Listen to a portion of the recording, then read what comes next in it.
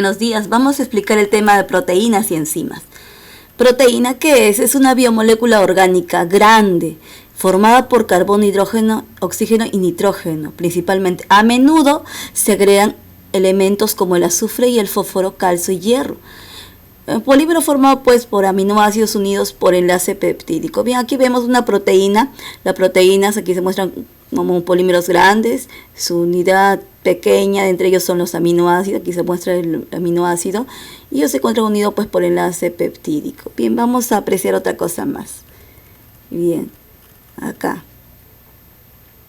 Estructuralmente, ¿qué función cumplen? Algunas funciones importantes vamos a explicar, ¿no? Entonces aquí tenemos pues que estructuralmente forma la arquitectura de las células, por ejemplo, el colágeno que forma la piel, la queratina que crece sobre la piel en forma de pelos y uñas, a nivel de transporte. En el caso de la hemoglobina, es una proteína que se encarga, ¿no?, que se encuentra en glóbulos rojos y se encarga de transportar oxígeno en los vertebrados.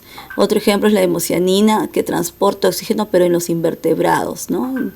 Y ahora, en la contracción, es otra función importante. La miosina y la actina son dos proteínas que se encuentran en los músculos y permiten la contracción generando movimientos. Bien, otra función importante es la defensa. Actúan como anticuerpos, ¿no? Los anticuerpos son las proteínas, ¿no? Que combaten los microbios y sustancias patógenas, virus, que intentan invadir nuestro cuerpo y dañarnos, ¿no?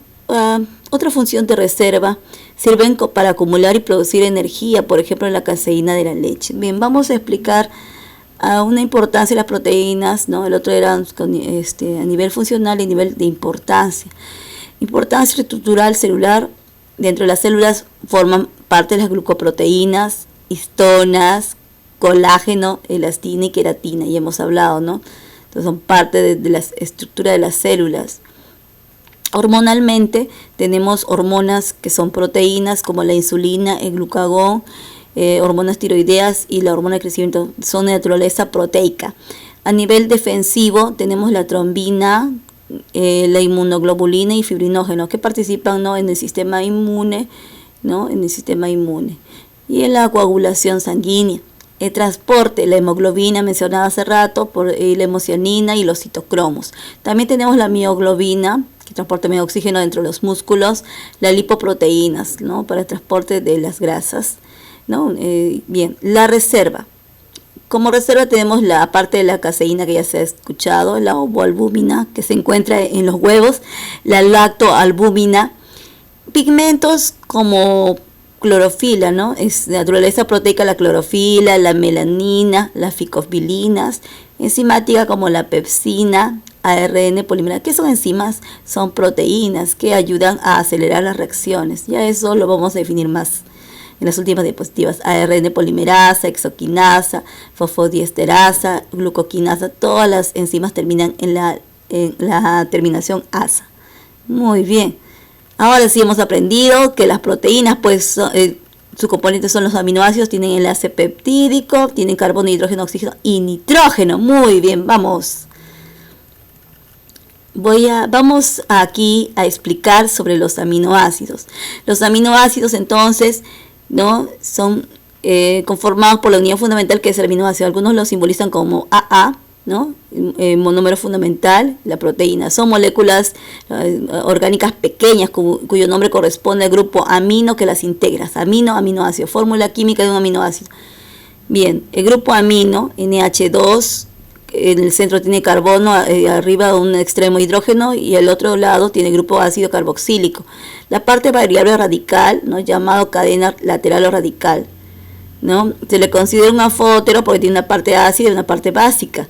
En este caso también debemos mencionar cómo se obtiene una proteína, ¿no? Bioelementos que tienen carbono, hidrógeno, oxígeno y nitrógeno forman los aminoácidos. En este caso la alanina, y va a formar parte de la proteína queratina, así de menos a más, ¿no? Es la secuencia para formar una proteína. Bien, ¿quién forma la proteína? Los ribosomas. A ver, ¿qué más? ¿Qué más vamos a hablar de los aminoácidos? Para que quede claro algunas cosas importantes. En las proteínas se hallan comúnmente 20 tipos de aminoácidos.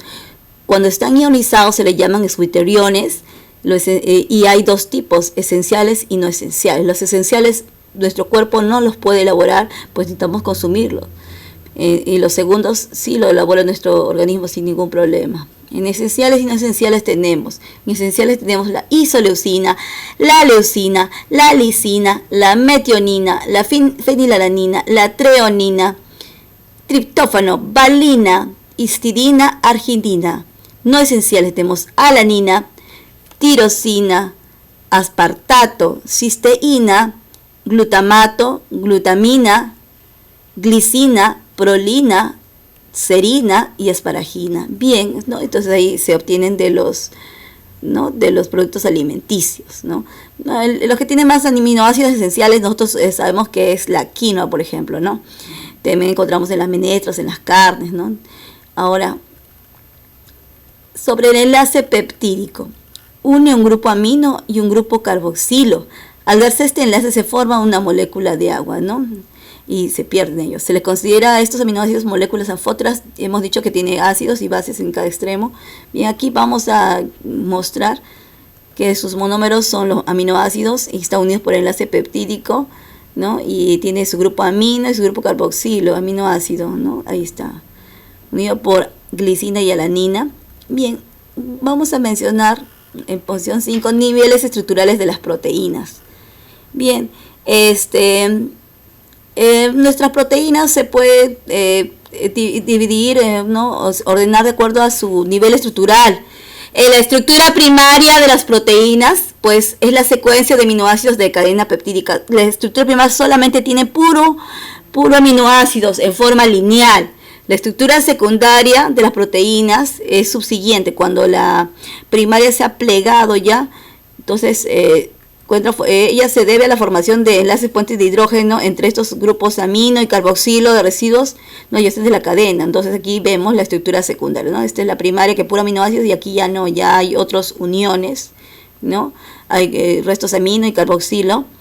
Y luego posteriormente a esta secundaria, ¿no? En la secundaria tenemos beta plegada y hélice alfa.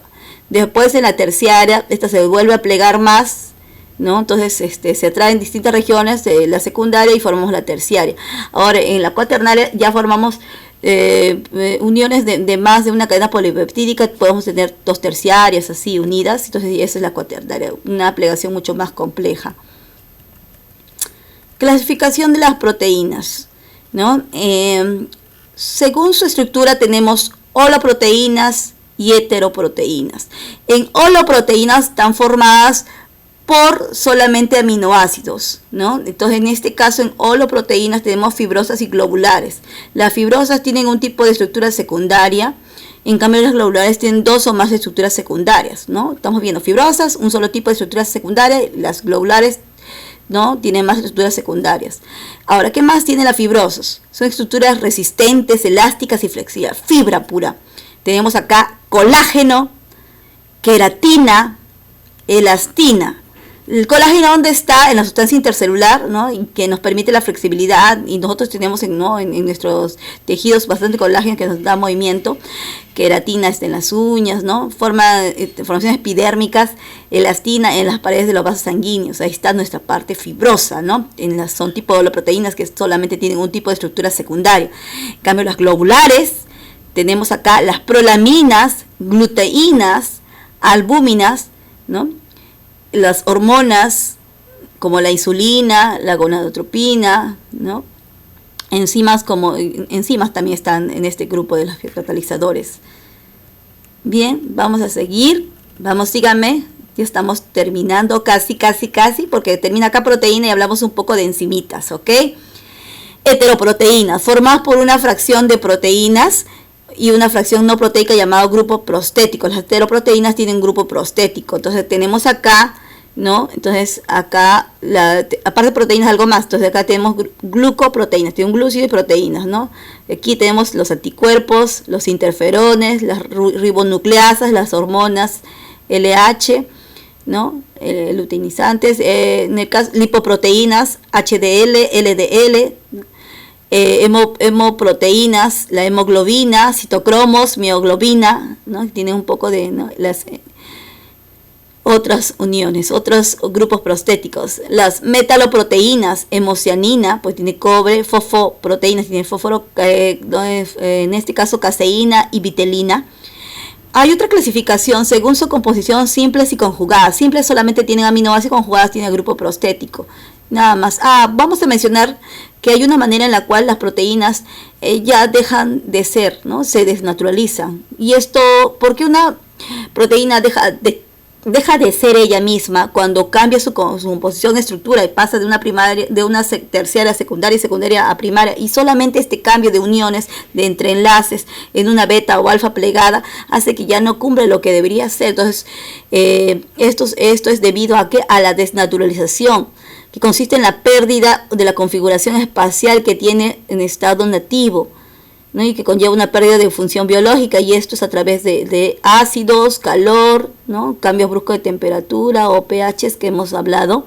Y bueno, esa parte ya hemos terminado con respecto a las proteínas. Bien, vamos a hablar sobre las enzimas. ¿Enzima qué es? Bueno, todas ellas van a terminar en la letra, no, en la palabra asa, ¿no? Fosfasa, lipasa, todo el NASA.